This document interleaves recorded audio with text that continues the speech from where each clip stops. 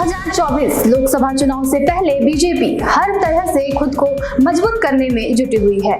कर्नाटक में मिली हार के बाद यूपी निकाय चुनाव की जीत ने कुछ हद तक बीजेपी के जख्म पर मरहम लगाने का काम किया है। वैसे विधानसभा और निकाय चुनाव की बराबरी तो नहीं की जा सकती, लेकिन यूपी निकाय चुनाव में पीएम मोदी की पसमानदा नीति का मुद्दा काफी चर्चाओं में है। 2024 के लोकसभा चुनाव में बीजेपी के लिए ये नीति कितना कारगर साबित होगा, देखिए ये रिपोर्ट।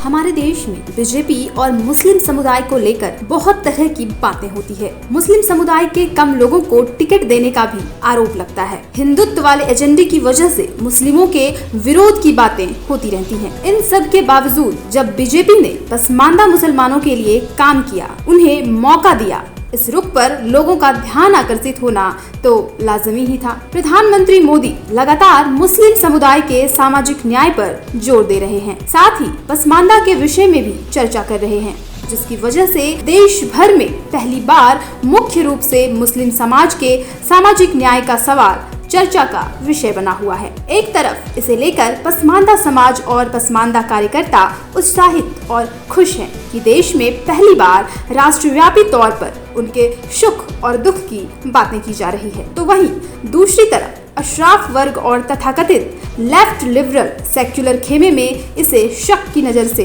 देखा जा रहा है। साथ ही मुस्लिम समाज में सामाजिक न्याय को अंदरूनी मामला बताकर ये भी आरोप लगाया जा रहा है कि ये मुस्लिम समाज को बांटकर वोट की राजनीति कर रहे हैं। कौन है पसमानदा मुसलमान? पसमानदा एक फारसी शब्द है जिसका मतलब होता है समाज में पीछे छूटे लोग। भारत में पिछड़े और दलित मुसलमानों को पसमानदा कहा जाता है। भारत की कुल मुस्लिम आबादी में लगभग 85 से 90% इनका ही हिस्सा है, जिनमें दर्जी, धोबी, बढ़ई, लोहार, नाई, कुम्हार, मिस्त्री, हस्तशिल्पकार और पुश्तैनी कामों का कारीगर पसमानदा समाज के ही होते हैं। बात करते हैं कि पसमानदा समाज की सरकार से क्या मांगे हैं। पसमानदा समाज की सरकार से कुछ मांगे भी हैं, जिसमें पहली मांग ये है कि सरकार पसमानदा समाज को शेड्यूल कास्ट का दर्जा दे। दूसरी मांग है कि पसमानदा समाज के साथ सामाजिक और प्रशासनिक स्तर पर अन्याय बंद हो। तीसरी मांग है कि राजनीतिक स्तर पर पसमानदा समाज के लोगों के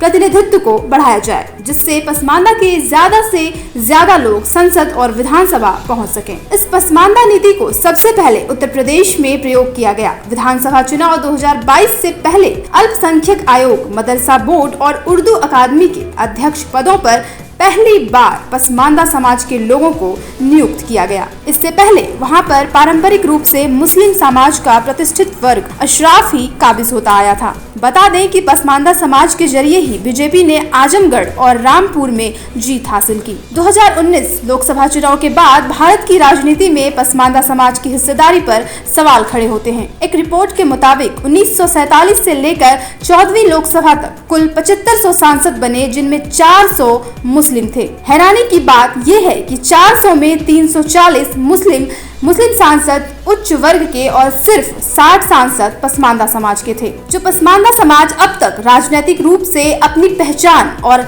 नेतृत्व बनाने में नाकामयाब रहा है, वो अब कामयाब हो सकता है। बीजेपी उनकी इस नाकामी को कामयाबी में बदल सकती है। इसलिए अनुमान लगाया जा रहा है कि आने वाले विधानसभाओं और लोकसभा के चुनाव में बीजेपी के प्लान में जरूरी बदलाव देखने को मिल सकते हैं। बीजेपी मुस्लिमों के वंचित और बड़े तबके पसमानदा वर्ग पर अपना फोकस बनाकर 2024 लोकसभा चुनाव के लिए अपने तरीके से आगे बढ़ सकती है।